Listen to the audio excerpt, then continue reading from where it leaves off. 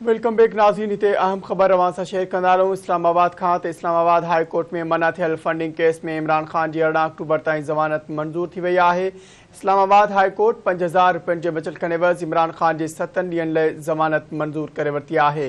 अदालत जी हिदायत ते इमरान खान सख़्त सिक्योरिटी हेठि अदालत में पेश थियो। इस्लामाबाद हाई कोर्ट इमरान खान जे 7 ॾींहंनि जी हिफ़ाज़ती ज़मानत मंज़ूर करे वरिती। अदालत इंतज़ामिया खे इमरान खान खे हिरासत करण खां बि रोके छॾियो आहे।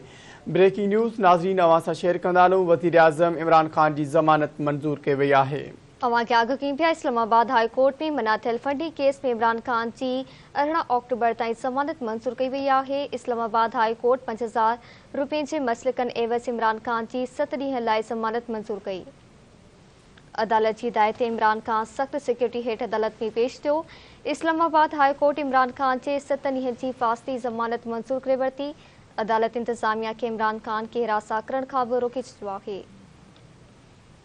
ब्रेकिंग न्यूज़ अवां सां शेयर कयूं पिया, इस्लामाबाद हाई कोर्ट में मना थियल फंडिंग केस में इमरान खान जी 18 अक्टूबर ताईं ज़मानत मंज़ूर करे वरिती आहे।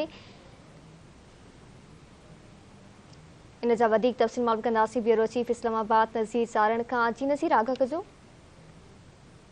इस्लामाबाद हाई कोर्ट गिरफ़्तारी खां अॻु ज़मानत वारी इमरान खान जी दरख़्वास्त मंज़ूर कंदे इमरान खान जी अंगारे ताईं जेकी ज़मानत वारी दरख़्वास्त आहे उहा ज़मानत मंज़ूर करे वरिती आहे।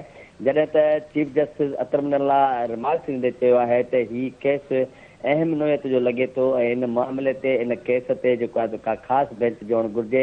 जेसीं ताईं इन मामले ते इन केस ते का ख़ासि बेंच नथी जुड़िजे तेसीं ताईं हीउ केस इस्लामाबाद हाई कोर्ट में ज़ेर समाअत रहंदो।